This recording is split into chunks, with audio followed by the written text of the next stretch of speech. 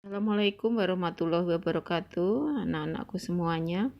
Jumpa lagi dengan Bu Ermi. Di sini Bu Ermi akan membahas mengenai cara membuat persamaan dasar akuntansi. Jadi cara penulisannya di buku tulis ya. Yang pertama kita jangan sampai lupa, yaitu setiap kali kita membuat laporan itu judul dari laporan harus kita tuliskan. Misalkan di sini nama perusahaannya adalah Salon Dewi. Kemudian nama laporannya adalah persamaan dasar akuntansi periode Juli 2020. Kemudian dalam satuan rupiah. Jadi satuan rupiahnya harus kita catat di sini biar kita tidak nyatat beberapa kali di kolom jumlah. Kemudian berikutnya untuk kolom-kolom, yaitu yang pertama adalah tanggal. Tanggal di sini kita buat dua kolom, yaitu kolom yang pertama kita gunakan untuk mencatat bulan dan kolom kedua untuk mencatat tanggal.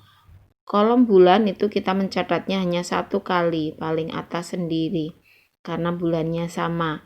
Sedangkan tanggal kita catat sesuai dengan tanggal transaksi. Berikutnya kolom yang kedua, ini kolom tambahan, biasanya di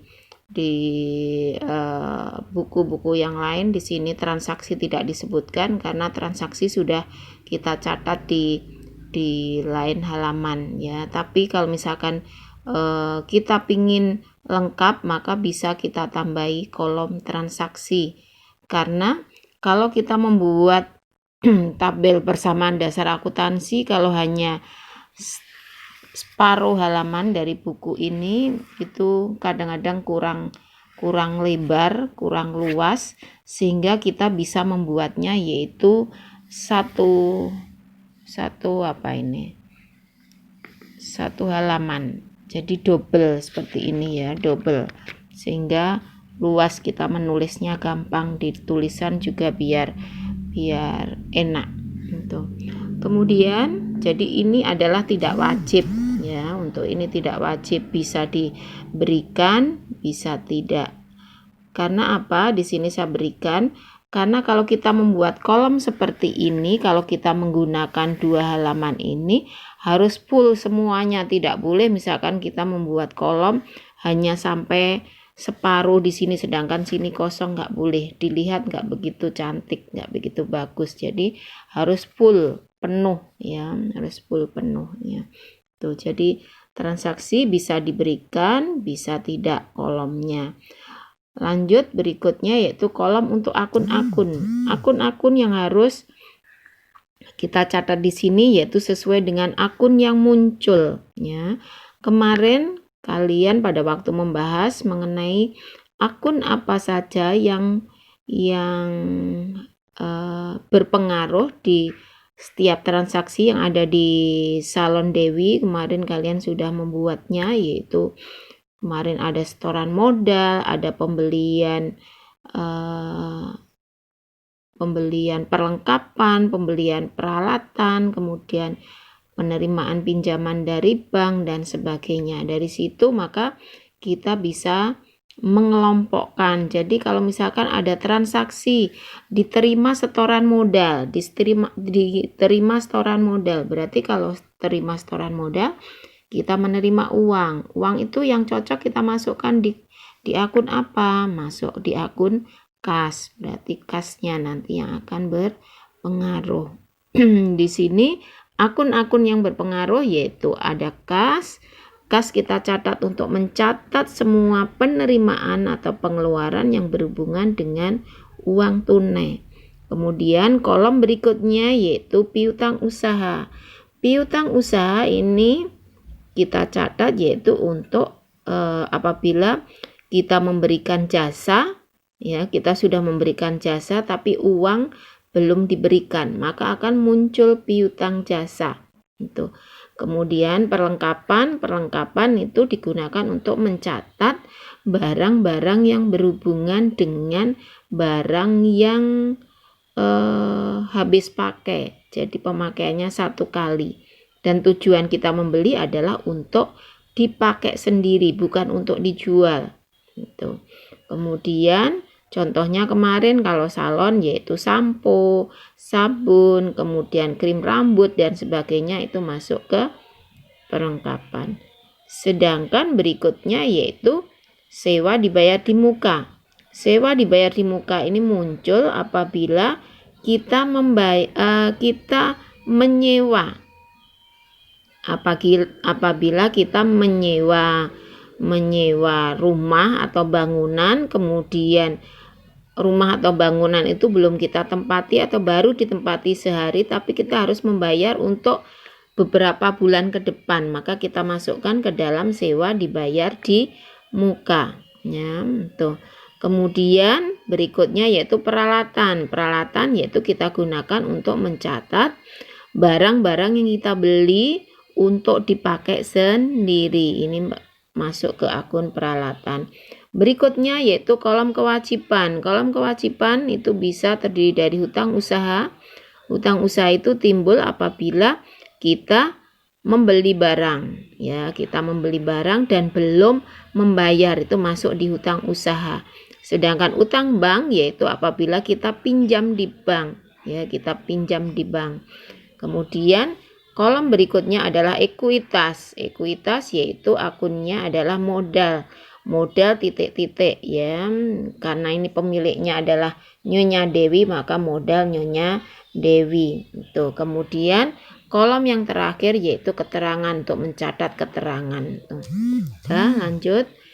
Cara kita menulis. Kemarin untuk penulisan angka kita harus menulis dari kanan dulu. Di pengaruh akun kemarin disebutkan bahwa transaksi tanggal 1 itu ada akun kas. Kasnya bertambah. Ya, kita catat. 02 dulu kita catat. 02. Kemudian 0, 0, 0. Kemudian kita titik. 0, 0, 0, kita titik. 5. Di piutang usaha kosong, tidak berpengaruh, perlengkapan kosong, sewa kosong, peralatan kosong, hutang usaha kosong, hutang bank kosong, kemudian kemarin modal Dewi yaitu sebesar 5 juta.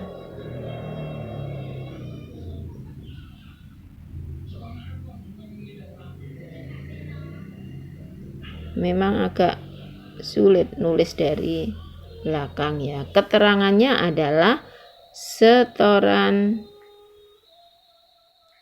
modal. Tuh. Lanjut berikutnya, ya. Berikutnya yang kedua, ya. Berikutnya yang kedua. Yang kedua adalah diterima pinjaman dari bank senilai 2 juta rupiah.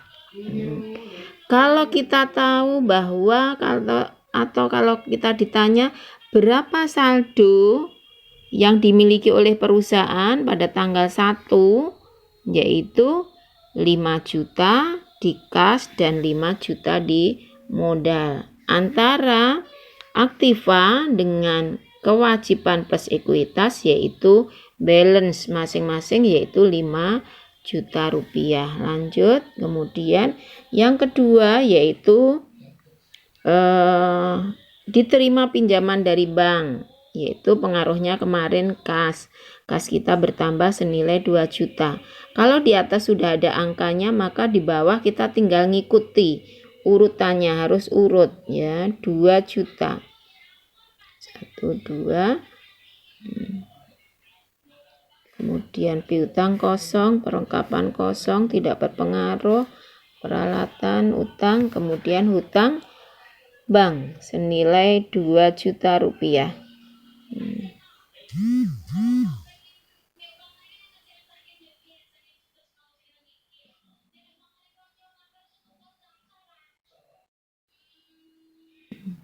Kemudian di modal kosong karena tidak dari pemilik tapi dari orang lain. Jadi modal kosong. Kemudian keterangannya adalah pinjaman bank.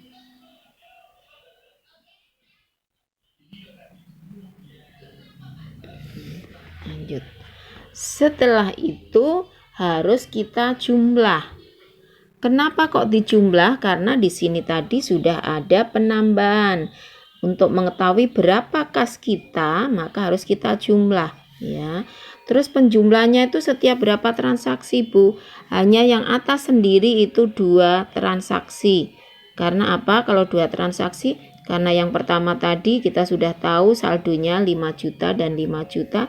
Sedangkan ini yang kedua ada mutasi, ada tambahan kasnya yaitu 2 juta.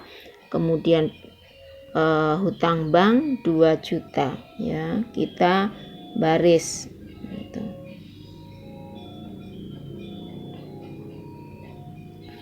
Saraf yang merapi betul. Jadi kalau kita menulisnya secara rapi, kita melihatnya akan enak.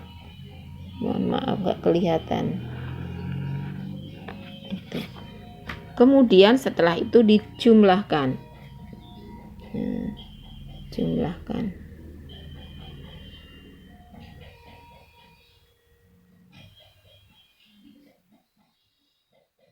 700. Jadi setiap kali yang belum ada saldonya, tidak ada saldonya, harus kita coret, ya.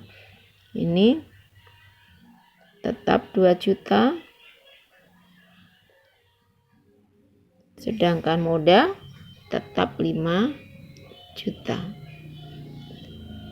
Sehingga setelah kita total, yaitu, ya, setelah kita total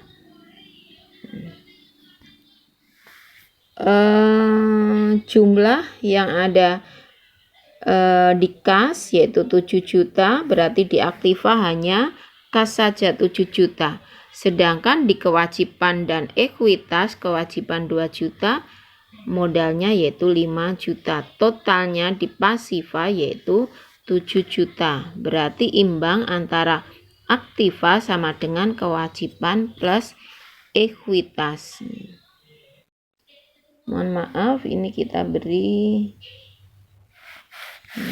Kemudian ini kita beri tanda S, ya, kita beri tanda S atau saldo.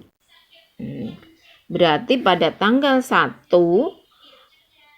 kekayaan yang ada di perusahaan yaitu senilai 7 juta berupa uang tunai. Sedangkan sumbernya yaitu senilai 2 juta dan 5 juta. 2 juta dari pihak lain, 5 juta dari kita sendiri. Berarti sama. Itu caranya kita mencatat ke dalam persamaan dasar akuntansi. Berikutnya kalian lanjutkan sendiri. Kalau misalkan ini berkurang harus kita beri tanda kurung, ya. Kalau berkurang kita beri tanda kurung. Kemudian misalkan yang ketiga, transaksi ketiga yaitu dibeli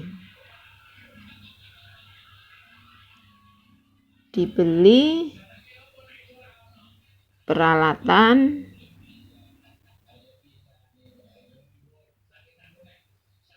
Rp2.500.000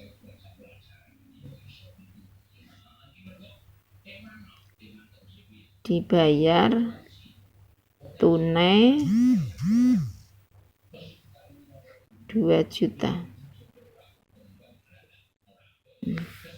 Berarti kekurangannya dibayar kemudian.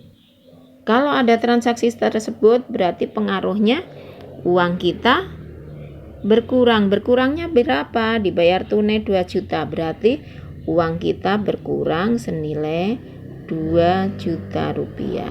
Kita beri tanda kurung. Nah, piutangnya kosong, perlengkapan kosong, sewa kosong, peralatan tambahnya berapa? Tadi kita membeli, membawa pulang senilai 2.500.000. Berarti peralatan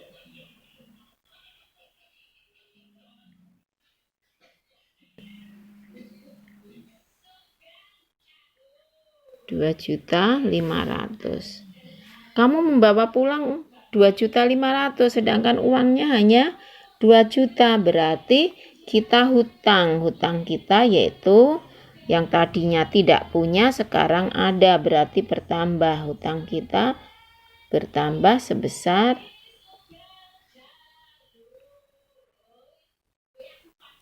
500 ya.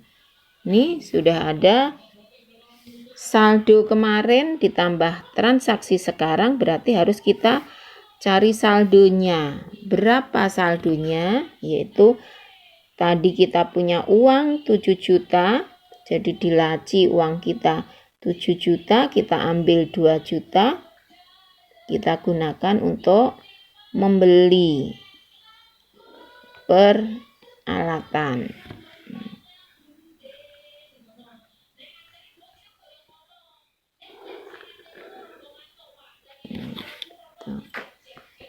Tujuh dikurangi 2 berarti 5 juta saldonya. Kemudian 0, 0, 0. Peralatan sekarang ada saldonya 2.500.000. Kemudian hutang usaha masih tetap 500. Hutang bank tetap 2 juta. Kemudian modal 5 juta. Ini tadi pembelian peralatan.